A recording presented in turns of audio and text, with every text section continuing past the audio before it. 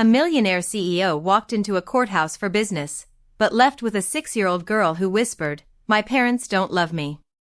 He had no idea that single moment would change all their lives forever.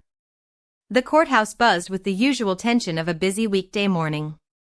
Lawyers walked briskly through polished marble corridors. Clerks sorted through overflowing stacks of files, and security guards stood near the metal detectors, their eyes scanning the crowd with practiced indifference. Owen Miller had been in and out of this building dozens of times before. For someone like him, CEO of one of the largest construction firms on the West Coast, courtrooms were simply another extension of the boardroom, another place where deals were argued, contracts upheld, and millions were made or protected.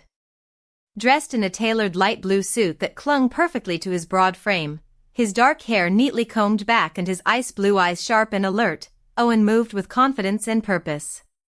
He hadn't come for anything dramatic, just a quick pickup of finalized documents regarding a zoning dispute. His driver was waiting outside, engine running, and his assistant was already texting him about a meeting he'd be late for if this took more than 10 minutes.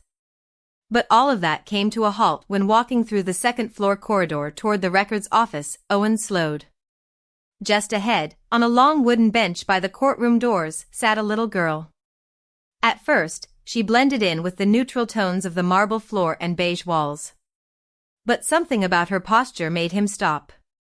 She sat curled in on herself, knees hugged tightly to her chest, her shoulders trembling. She couldn't have been more than 6 years old. She wore a red t-shirt beneath a faded blue denim jacket, a matching denim skirt, and white sneakers that had seen better days. Her dark curly hair framed her tear-streaked face, and her hands clutched the straps of a small, worn-out backpack resting beside her. Owen frowned, stepping closer, unable to ignore the strange image. A child completely alone crying in a place where innocence had no business being alone. He slowed to a stop in front of her and crouched down to her level, lowering his voice. "Hey," he said gently. "Are you okay?" The girl didn't answer at first. She blinked at him, surprised by the attention, and wiped her face with the back of her hand. Her lower lip trembled. "Why are you crying?" he asked, careful not to scare her. "Is someone here with you?" She shook her head slowly. Her voice, when it finally came, was barely more than a whisper. "My parents left me," she said. "They don't want me. They don't love me." The words hit Owen like a punch to the chest. He had been in courtrooms where people screamed, where fortunes were lost, where threats were exchanged, but never had 6 words unraveled him the way these did. There was no dramatics in her tone. She wasn't being difficult or acting out. She was simply stating a fact she believed with her whole heart. He blinked, frozen for a moment, unsure how to process what he had just heard. Then he stood up and looked around, trying to spot anyone who might be looking for a child. There was no one, just strangers walking past, each buried in their own urgency. He quickly turned and called out to his assistant, Marie, who had been following a few steps behind. "Marie," he said, his tone sharper than usual. "Stay with her. Please don't let her out of your sight. Get her some water, a snack if you can find one. I'll be back." Marie nodded without question and sat next to the girl, offering a comforting smile. Owen turned and walked straight to the records desk, bypassing the line, flashing his ID, and demanding to speak to someone from Child Services or the clerk's office, whoever was handling custody cases that morning. Something inside him had shifted. A storm of disbelief, fury, and urgency brewing in his chest. He didn't know her name yet, didn't know the full story, but he knew one thing. No child should ever be left crying on a courthouse bench, believing she wasn't loved. And if no one else was going to do something about it, then he would. Owen walked through the courthouse with long, purposeful strides, his polished shoes echoing sharply against the stone floors. What had begun as a routine administrative task now felt like something entirely different. He moved past a row of hearing rooms and into the back offices where administrative clerks managed the endless flow of legal paperwork. The familiar scent of old files, disinfectant, and cheap coffee filled the air. His presence, even in a place like this, didn't go unnoticed. A man like Owen Miller didn't blend in. He was the kind of person who seemed to command the space just by standing in it. But today, he wasn't there to command anything. He was looking for answers. At the front desk of the Family Services Division, young woman with tired eyes looked up from her computer. Before she could greet him with the usual mechanical politeness, he spoke. "There's a little girl sitting outside courtroom 2C. He said she's alone. She says her parents abandoned her. I need to know what's going on." The woman blinked, caught off guard. "Do you know her name?" "No, but I need someone to find out now." There was something in his voice that made her take him seriously. She nodded and began typing quickly, then picked up the phone and made a quiet call to another department. Within minutes, a more senior clerk appeared, holding a slim manila folder in her hands. She was older with gray streaks in her bun and sharp eyes behind gold-framed glasses. She glanced at Owen with cautious professionalism. "You're referring to Bella Rivers, I assume," she said. 6 years old. Brought in this morning. Her parents finalized a custody waiver about 45 minutes ago. Owen narrowed his eyes. A custody waiver. The woman nodded, opening the file and reading aloud without emotion. The parents, Emily and Jacob Rivers, were in the middle of a divorce. Both filed statements declaring neither party wished to retain custodial rights over the minor child. No extended family members were listed. The state is preparing emergency placement. She will be taken to a transitional shelter until a foster home becomes available. The air in the office seemed to freeze. "They just gave her up?" Owen asked, his voice low, but filled with sharp disbelief. "They each signed away parental responsibility," the clerk said matter-of-factly.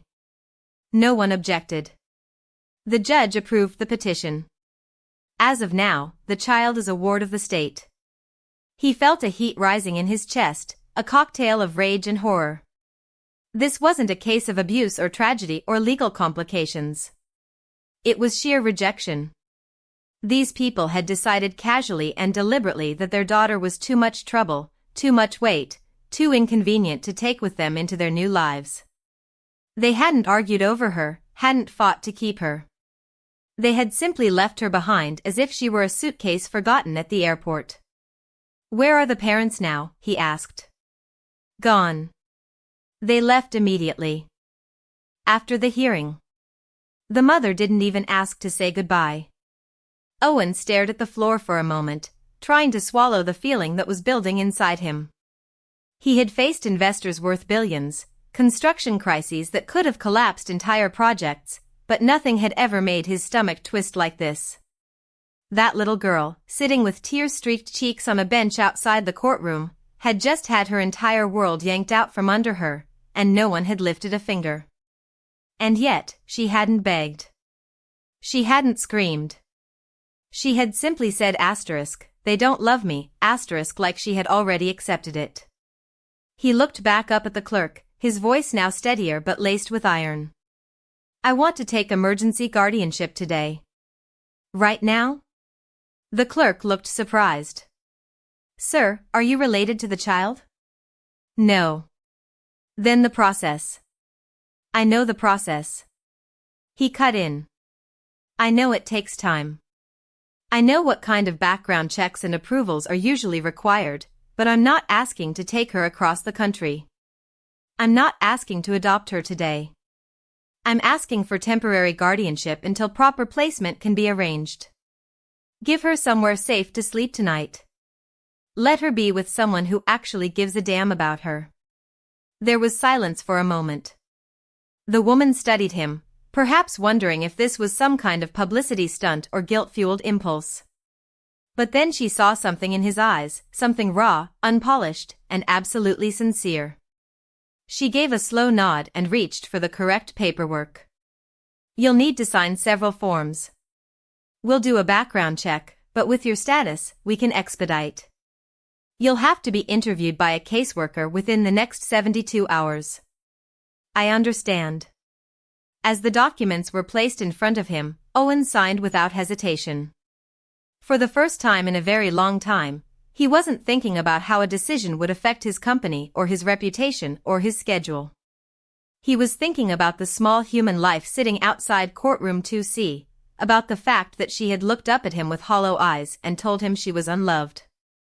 And he had promised himself in that moment that he wouldn't be another adult who walked away from her. When he returned to the hallway, Marie was still sitting beside the girl.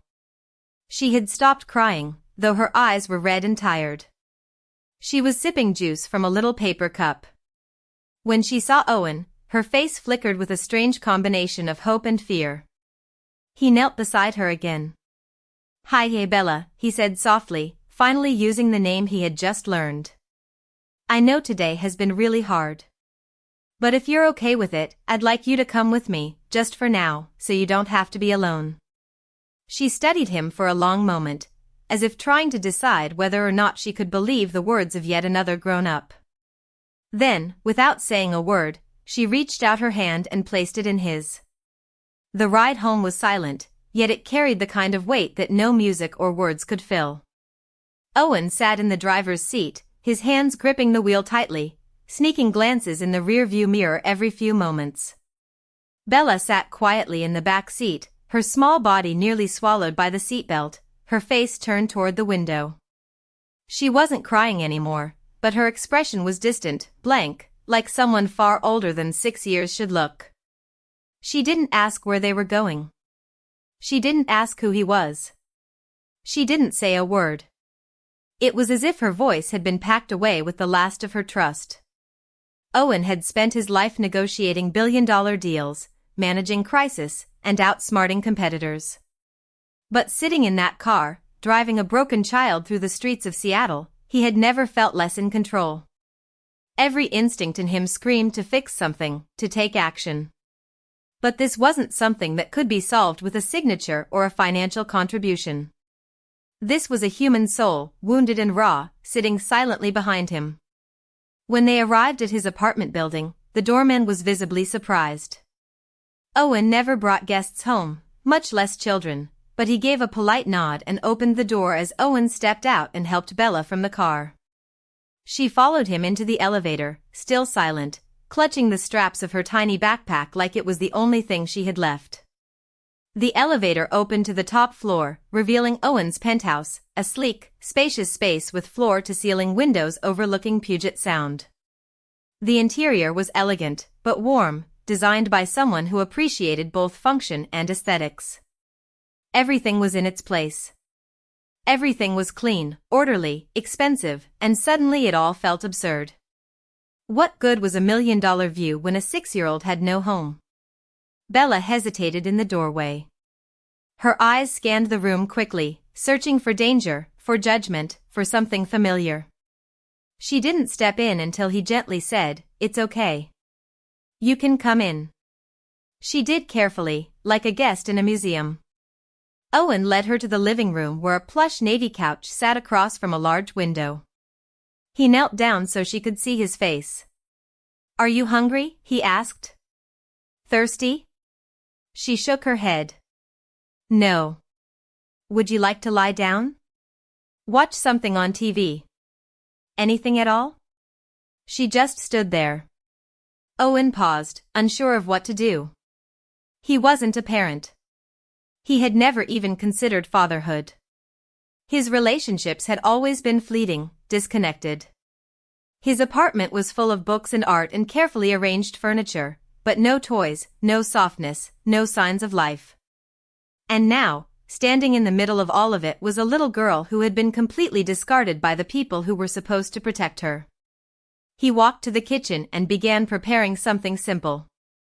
Toast, scrambled eggs, apple slices. He didn't ask again if she was hungry. He just made the plate, placed it on the kitchen island, and quietly returned to the living room where she still stood, unmoving. "You can sit wherever you like," he said gently. "You're safe here." It was the word safe that did something. She looked at him, unsure, and finally moved toward the window. She sat cross-legged on the floor, not the couch, and stared out at the city lights as the sky darkened. The sun had dipped behind the horizon, casting a golden-purple haze over the buildings. It looked like a painting. Owen didn't say anything else.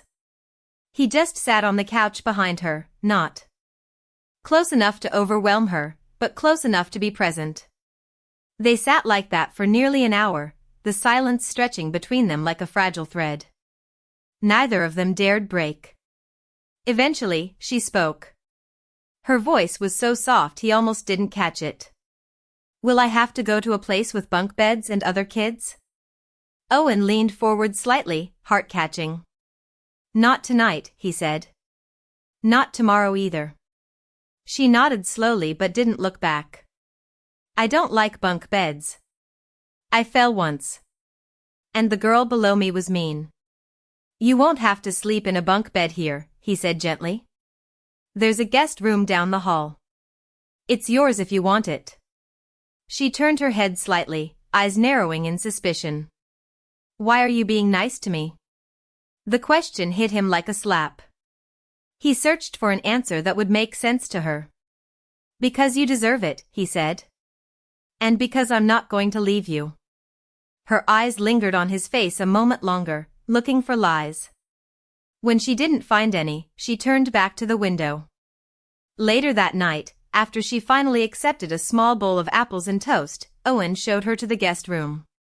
It wasn't decorated for a child. White sheets, neutral walls, a framed abstract painting. But she looked around like she'd been handed something priceless. "I'll leave the door open," he said. "If you need anything, I'll be right across the hall." She nodded again, and for the first time since he'd met her, he saw something in her expression that wasn't fear or sadness. It wasn't quite trust, but it was the possibility of it. As he walked away, Owen felt something shift inside him, a feeling he couldn't name, but it wrapped around his chest like a quiet vow. He had brought home a stranger, but somehow she didn't feel like one, and he already knew he would do anything to make sure she never sat alone on a courthouse bench again. The days that followed moved slowly, like wading through deep water.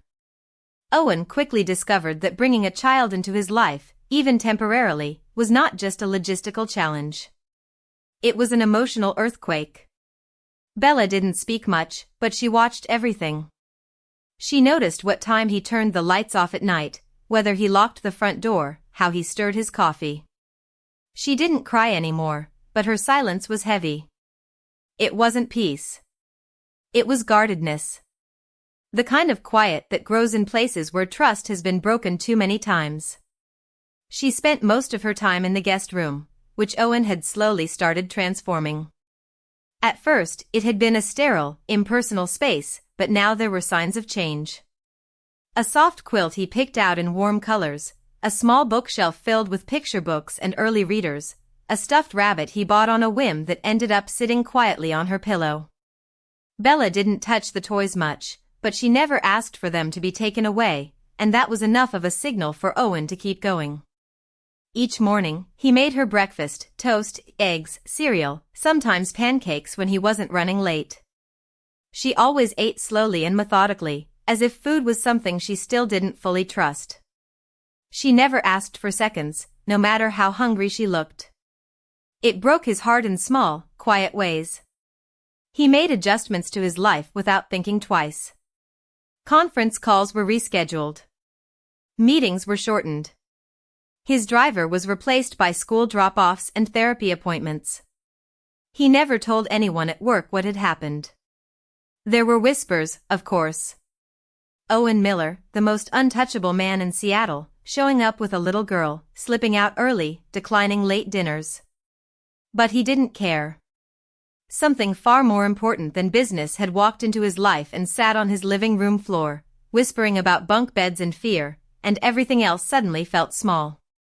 One night, about a week after she arrived, he heard her crying. It was close to midnight, and he had just shut off his computer. The sound was soft, muffled sobs, barely audible through the hallway. He walked quietly toward her room and found the door ajar. Bella was curled up on the bed, her knees pulled to her chest, her shoulders shaking. The rabbit was clenched in one arm. The lamp cast a dim, warm glow across the sheets. He knocked softly on the doorframe. "Bella," he said, "can I come in?" She didn't answer, but she didn't push him away either. He sat on the edge of the bed and waited. After a few moments, she spoke in a shaky voice. "I had a bad dream." Owen leaned forward. "Do you want to talk about it?" She wiped her nose with the sleeve of her pajama shirt and nodded. "I dreamed I was back in the other place with the bunk beds and no one came." "Do you mean the shelter?" She nodded again. "They forgot me. Everyone forgot me. I kept calling, but no one came." He exhaled, his chest tight. "You're not there now," he said gently. "And I'm not going to forget you. Not tonight. Not ever." She looked up at him, eyes wet and tired. "Promise?" He didn't hesitate. "I promise." After that night, something changed. Bella didn't become cheerful overnight. Trauma doesn't work like that. But a subtle shift began. She no longer avoided eye contact. She started joining him in the kitchen when he cooked. She sat with him on the couch while he read emails, silently flipping through picture books. One evening, she even giggled when he spilled flour on himself trying to bake muffins. He arranged for her to meet with a child psychologist twice a week. The first session was met with silence. The second with angry drawings, but by the third, the therapist, Dr. Lyman, reported that Bella had started to talk, not much, and not about the past, but about her dreams, about what made her nervous, about colors and stories and food she liked. It was a start. "You're doing something right," the therapist said to Owen. One afternoon after a session, "She's beginning to feel safe." Owen wasn't sure what exactly he was doing, but he knew he was showing up. He was listening. He was there. Maybe that was enough.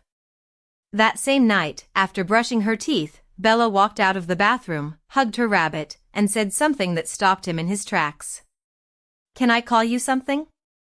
Like, not Mr. Miller?" He crouched to her level. "What would you like to call me?" She shrugged shyly. "I don't know yet, but something nice." He nodded slowly. "You can call me anything you want, Bella." And with that, she gave him a soft smile, then turned and walked toward her room, her footsteps light. It wasn't quite Dad, not yet, but it was a door opening. And for Owen, it felt like the most important title he'd ever been offered. It happened on a Tuesday. The sky outside Owen's office was the color of steel, heavy with rain that hadn't yet fallen. He had just finished a quarterly board presentation and was sipping coffee at his desk when his phone buzzed. It was a number he didn't recognize, social services. For a moment, he felt the now familiar surge of concern rise in his chest. He answered quickly, standing up as though movement would somehow prepare him for bad news. "Mr. Miller, this is Carla Benson from Family Services." The voice on the other end said politely. "I wanted to inform you that Bella's biological mother has filed a petition to regain custody." Owen felt the words settle into his bones like cold water. He set his coffee down without realizing it. "I thought she relinquished all parental rights." "She did. But under Washington state law, a parent can file for reinstatement under certain circumstances. She's submitted evidence of completing a rehab program and has a new residence. The court is obligated to schedule a hearing." Owen didn't speak for a moment. The idea of Bella being pulled from her new home, from the fragile safety they had worked so hard to build, was almost unbearable.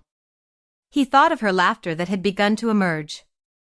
Of her finally sleeping through the night, of the way she sat beside him on the couch during movie nights as if she belonged there because she did. "When is the hearing?" he asked, his voice low and controlled.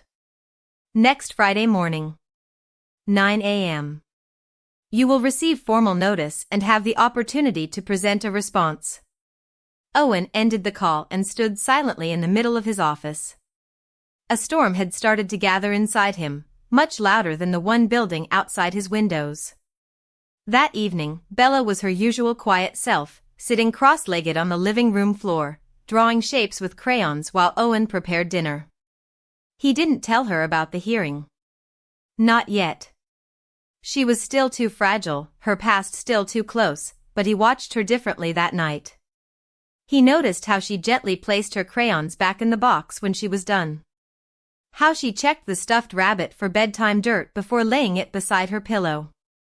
How she looked back at him before closing her bedroom door as if needing to confirm he was still there.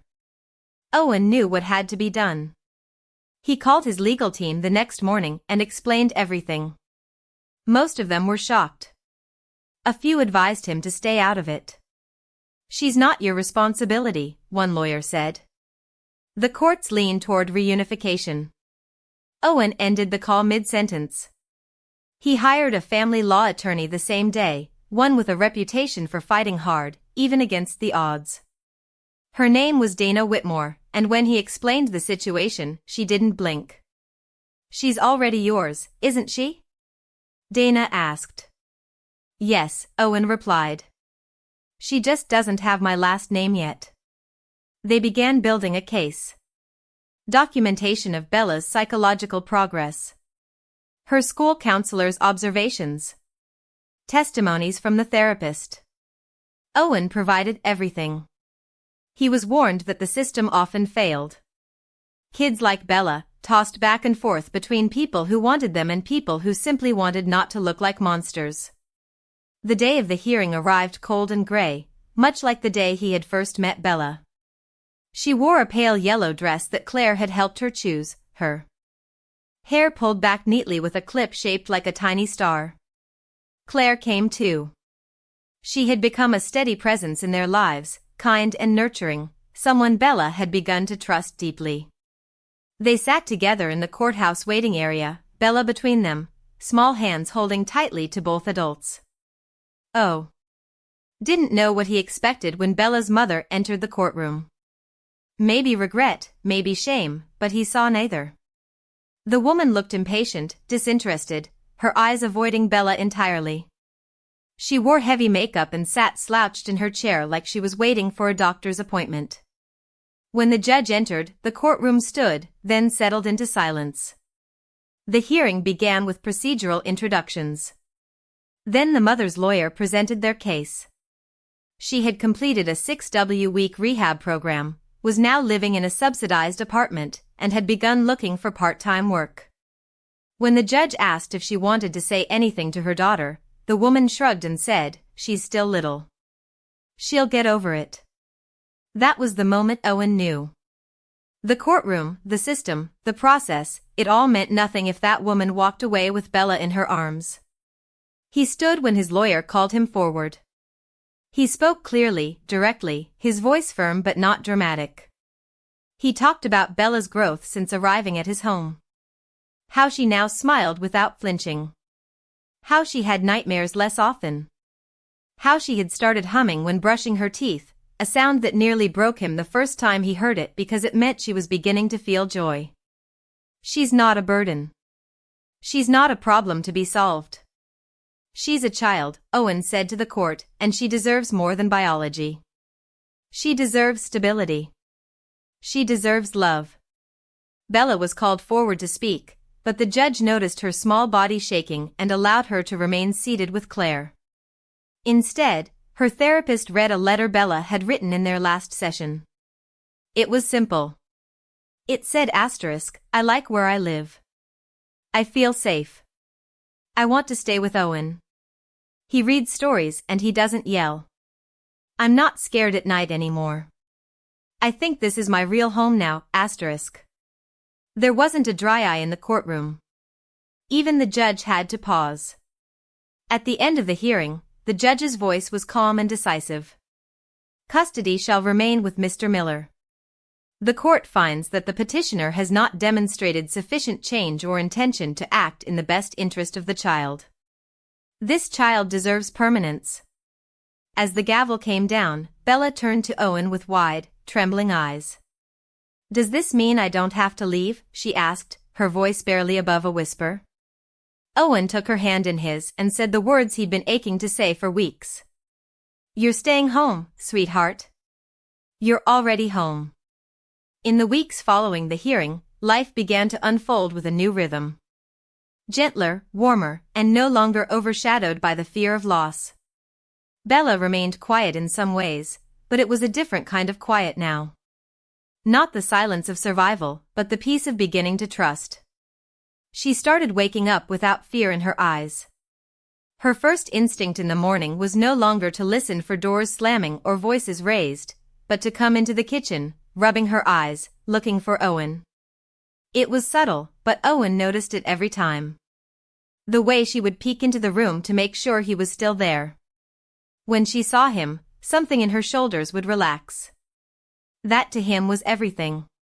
The house itself changed, not dramatically, but in ways that mattered.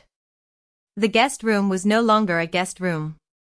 Owen had hired someone to repaint it in soft lavender, the color Bella had pointed to once in a book without realizing anyone had noticed. The shelves were now filled with more than just books, art supplies, stuffed animals, puzzles, and a little globe that she liked to spin. The bed had a comforter with stars on it, and a nightlight shaped like the moon sat on the table beside it. Owen had never known how much joy a child's laughter could bring to a place until he heard Bella singing quietly to herself while brushing her hair. Claire became more present in their lives, though she moved at Bella's pace. She never forced affection, never demanded to be called anything special. But her kindness was steady. She brought over cookies to bake, stories to read, and always asked Bella's opinion on everything from what movie to watch to which flowers to plant in the balcony garden. It was Bella, not Owen, who first asked Claire if she would come with them to the school open house. That small question, spoken so shyly, was like a door being opened without anyone having to knock. Owen found himself changed in ways he couldn't have predicted. He had always been structured, meticulous, a man who thrived on plans and outcomes. But now he was the man who left work early to pick up a smiling 6-year-old from art class. He learned how to braid hair badly at first and how to make grilled cheese without burning it. He learned to sit on the floor and build castles from blocks, even if it meant papers from his briefcase had to wait. He didn't mind. He found that laughter, especially Bella's, was worth more than any signature on a deal. One evening, as rain tapped softly against the windows, Owen sat in the living room, flipping through a book while Bella lay on her stomach, drawing pictures at the coffee table. Claire was in the kitchen, humming while she cleaned up the dishes. It was quiet, comfortable, the kind of silence that comes when people feel safe in each other's presence. Bella looked up and asked, "Can I ask you something?" Owen closed his book and nodded. "Of course." She hesitated, chewing on her lip for a moment. "Is it okay if I call you Dad?" Owen felt the breath leave his lungs. For a moment, he couldn't speak. He had imagined this moment, dreamed about it, but never dared to hope it would come so soon, so freely. He leaned forward and nodded slowly. "Yes, Bella. You can call me anything you want. And if that's what you want to call me, then I would be the luckiest man in the world." Her face lit up, not with a full wide smile, but with something softer, more vulnerable and real. She walked over to him, climbed onto the couch beside him, and nestled into his side. He wrapped an arm around her without thinking. Claire walked in and paused in the doorway, watching them with a gentle smile, her hand pressed lightly to her chest. That night, after Bella had fallen asleep, curled up in bed with the moonlight nightlight glowing beside her, Owen sat on the balcony with Claire. The city lights flickered in the distance, but his mind was with the little girl sleeping in the next room. The girl who had once sat on a courthouse bench, believing no one wanted her. Now she had a bedroom full of stars. A woman who braided her hair and a man she had chosen to call Dad. "I didn't know I could love like this," Owen said quietly. Claire reached over and took his hand. "That's because it's the kind of love that changes you." He nodded, understanding now that real love wasn't about grand gestures or perfect timing. It was about presence, about showing up, about staying through the hard parts. And it was about a small voice asking if it was okay to believe in family again. For Owen, nothing in his life had ever been more important than the word she had spoken. Dad, and nothing ever would be. The following months unfolded like the turning pages of a quiet, beautiful book. What had once been temporary began to take the shape of permanence, not through formal declarations, but through the thousand small, ordinary moments that wove themselves into something lasting. Bella no longer flinched when someone knocked at the door. She stopped watching the clock every time Owen left the room. Her drawings became brighter, filled with homes and families and smiling faces. The fear that used to live in her eyes had not disappeared entirely, but it had receded into the background, replaced by something new, trust. Owen had started the legal process for adoption the day after Bella called him Dad for the first time. There was no hesitation. He sat down with his attorney and began filing every necessary document. He underwent a second round of home evaluations, background checks, and psychological interviews. It didn't bother him. No amount of paperwork or scrutiny could compare to the value of knowing Bella would never again have to wonder if she belonged. Still, he kept it all quiet from her. He didn't want to get her hopes up too early. She had experienced too much uncertainty already, and he wouldn't risk giving her another promise that might break. Claire, meanwhile, had become a constant natural presence in both their lives. She still lived in her own apartment just a few minutes away, but she spent most of her time with them, especially on weekends. She and Bella had developed a bond that was both gentle and steady. Bella didn't call her mom yet, and Claire never asked her to. What mattered more was the way Bella instinctively reached for Claire's hand in public or leaned into her side during story time. There was a quiet understanding between the two of them, something tender and unspoken. One Sunday afternoon in early spring, Owen decided they should spend the day at the park. It was sunny but cool, the first truly pleasant day after a long stretch of gray weather. Bella was ecstatic. She wore her favorite light jacket, packed snacks into a small backpack, and brought along her sketch pad. Claire packed a picnic. Owen carried the blanket and a football, though he doubted they'd use it. They found a quiet spot beneath a blossoming cherry tree where the sunlight filtered through the branches like golden confetti. Bella ran to the playground, her laughter ringing out in the open air, while Owen and Claire spread out the blanket. For a while, they sat watching her, neither speaking much, just enjoying the peace of it. After lunch, as Bella sat cross-legged and began drawing a picture of the three of them, Owen turned to Claire. "I've been thinking," he said. She glanced at him, raising an eyebrow. "That always sounds serious." He smiled faintly, then grew quiet again.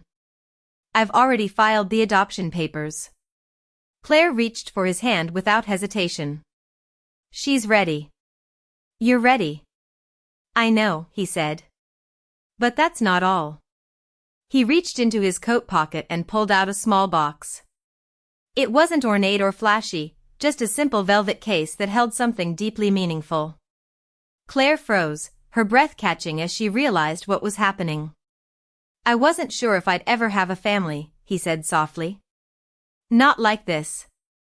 Not one I didn't plan, didn't build, didn't control. But you came into our lives with so much grace, so much patience. You never tried to fix anything. You just stayed. And because of you, Bella smiles more. Because of you, I've become a better man. So, I want to ask you something. Not because I need you to complete this, but because you're already part of it." He opened the box, revealing a delicate engagement ring. "Claire, will you marry me? Will you be part of this family?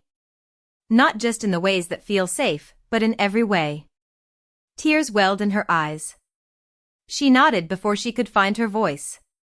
"Yes," she whispered, smiling through the emotion. "Of course, yes." From a few feet away, Bella looked up. She had been watching, though trying to look like she hadn't. She stood slowly, her drawing in her hand, and walked over to them. She stared at the ring, then at Claire, then at Owen. "Does this mean you'll really stay forever?" she asked quietly. Claire knelt down and looked her in the eyes. "Only if that's what you want, too?" Bella nodded slowly, and after a long pause, she reached out and wrapped her arms around both of them. Owen held them close, his heart full in a way he never could have imagined a year ago. That evening, back at home, Bella finished her drawing. It was a picture of 3 people under a cherry tree, one tall, one smiling with curly hair, and one with a heart drawn over her chest. Above them, in her uneven handwriting, she had written just 2 words, "My family." The adoption day arrived on a clear morning in early June. The sky was a pale, brilliant blue, unmarred by clouds, and the city felt unusually calm, as though even the streets understood that something sacred was about to happen. Owen woke early, long before the sun had fully risen, and sat quietly in the kitchen, sipping coffee, thinking about how far they had come. Just over a year ago, he had walked into the courthouse to pick up a folder, focused only on business. He never could have imagined that in the space of a single hour, his entire life would pivot. A frightened little girl sitting alone on a bench had cracked open something inside him that he hadn't even known was closed. And now that same little girl would officially become his daughter.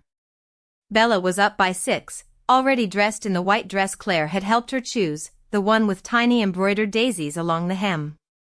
Her hair had been curled lightly, and she wore a silver bracelet that had once belonged to Owen's sister, a small token of family passed down with quiet reverence. Claire, radiant and calm, helped her zip up the back and placed a small flower clip in her hair. It wasn't just any day. It was the day her past stopped owning her, and her future was finally hers. The courtroom where the adoption would be finalized was smaller than the one where Bella's custody had once been contested. It wasn't the same room, but Owen remembered it well. The way she had clung to his hand, the way she had whispered, "Do I have to go back?" He had promised her then that she never would. Today, he would keep that promise in full. Friends and a few close colleagues were present. Claire's parents had flown in from Oregon. Marie, Owen's longtime assistant, sat near the front, dabbing her eyes with a tissue. The judge was an older woman with kind eyes and a warm smile, someone who had seen too many cases go the other way.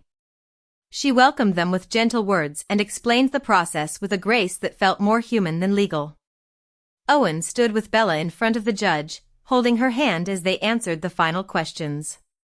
"Do you understand that this is permanent, Mr. Miller?" the judge asked, her voice kind but firm.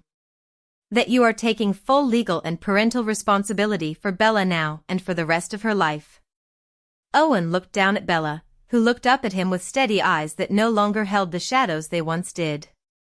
"I do," he said.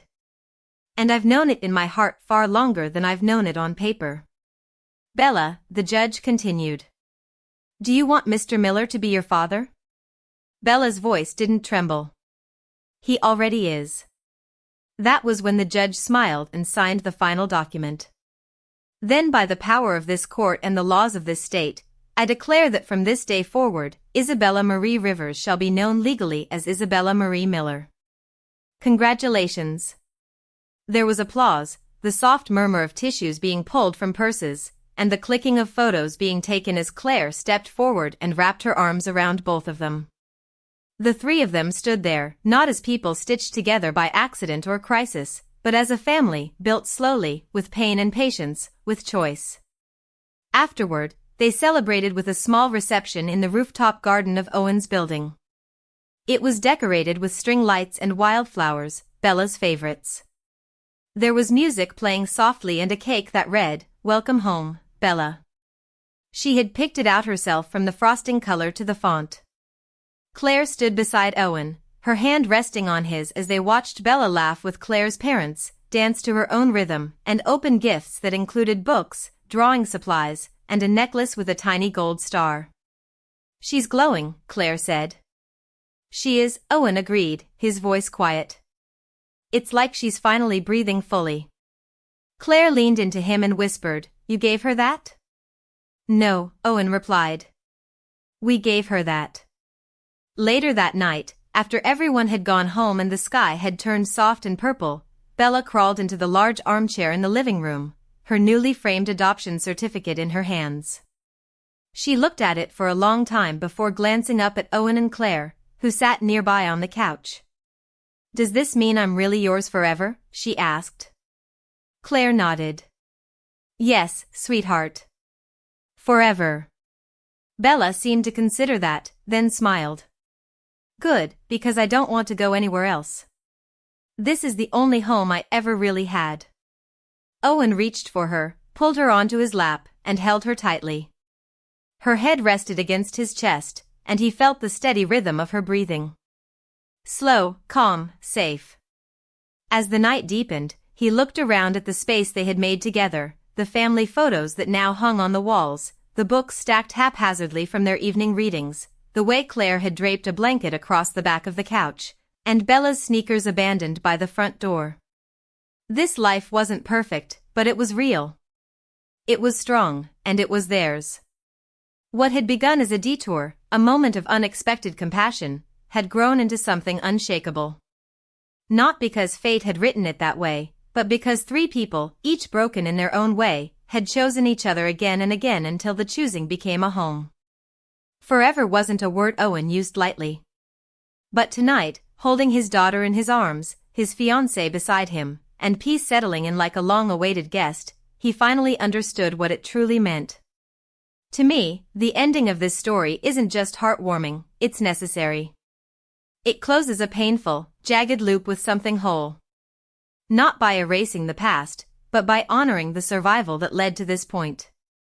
Bella's journey from abandonment to belonging is not a fantasy.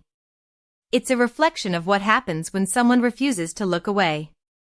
Owen didn't become a hero because he saved her. He became one because he stayed, listened, and chose to love her without conditions. That's what real transformation looks like.